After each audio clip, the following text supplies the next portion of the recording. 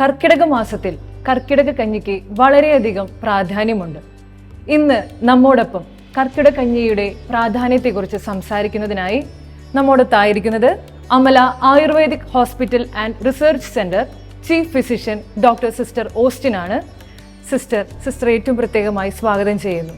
കർക്കിടക കഞ്ഞിയുടെ പ്രാധാന്യത്തെക്കുറിച്ച് ഞങ്ങളോടൊന്ന് വിശദീകരിക്കാമോ? കർക്കിടക മാസത്തിൽ നമ്മുടെ ദഹനശക്തി ഏറെ കുറയുന്ന ഒരു കാലഘട്ടമാണ് കർക്കിടക മാസം.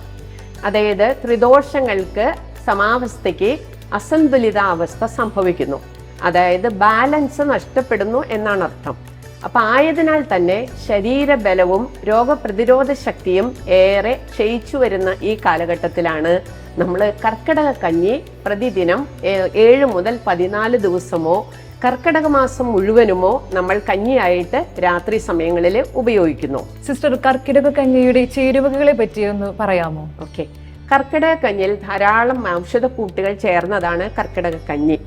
ആദ്യമേ തന്നെ ഈ ഔഷധങ്ങളാണ് ഇതിൽ ചേരുന്നത്. ഇതിന് പ്രധാനമായിട്ടും അരികളുണ്ട്. കുടകപ്പാലരി, വിഴാലരി, ചെറുപുന്നയരി, ഉലുവ, കൊത്തമ്പാലരി, ആശാളി മുതലായ മരുന്നുകളും ഔഷധങ്ങളും, അതോടൊപ്പം തന്നെ അമുക്കുരം, കുറുന്തോട്ടി, പാൽവെണ്ണിക്കിഴങ്ങ് ഇവയെല്ലാം ചേർത്ത് പൊടിച്ച് ഒരു പൗഡറാക്കി നമ്മൾ വെക്കുന്നു.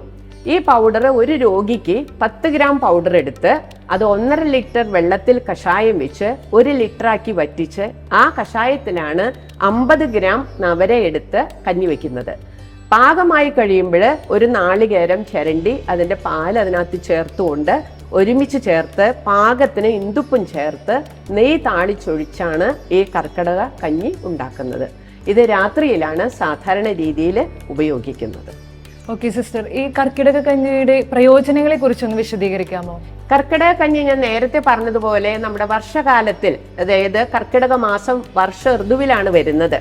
അപ്പോൾ ഈ കർക്കിടക മാസത്തിൽ ശരീരബലവും നമ്മുടെ രോഗപ്രതിരോധ ശേഷിയും വളരെയധികം നഷ്ടപ്പെട്ടിരിക്കുന്ന സമയത്ത് കർക്കിടക കഞ്ഞി കഴിക്കുന്നത് മൂലം നമ്മുടെ ശരീരത്തിൽ അടിഞ്ഞുകൂടിയ ടോക്സിൻസ്, അതായത് വിഷാംശങ്ങളെ ഏറെ പുറത്തു കളയാനായിട്ട് ഈ കഞ്ഞി കുടിക്കൽ സഹായിക്കുന്നു. അതോടൊപ്പം തന്നെ ശരീരത്തിന്റെ ബലം വർദ്ധിപ്പിക്കുകയും രോഗപ്രതിരോധ ശേഷി വർദ്ധിപ്പിക്കുകയും വാതരോഗങ്ങളെ ശമിപ്പിക്കാനായിട്ട് കർക്കിടക കഞ്ഞിക്ക് നല്ലൊരു സ്വാധീനവുമുണ്ട്. കാരണം കർക്കിടക മാസത്തിൽ കൂടുതലായിട്ട് പ്രബലപ്പെടുന്നത് വാതരോഗങ്ങളാണ്. സന്ധിവേദന, മറ്റ് പല വിധത്തിലുള്ള വാദസംബന്ധമായ രോഗങ്ങൾ നമ്മുടെ ശരീരത്തെ ബാധിക്കാൻ സാധ്യതയുള്ളത് കൊണ്ട് ആ രോഗങ്ങളെ ശമിപ്പിക്കാനും ഈ കർക്കിടക കഞ്ഞി ഏറെ സഹായിക്കും.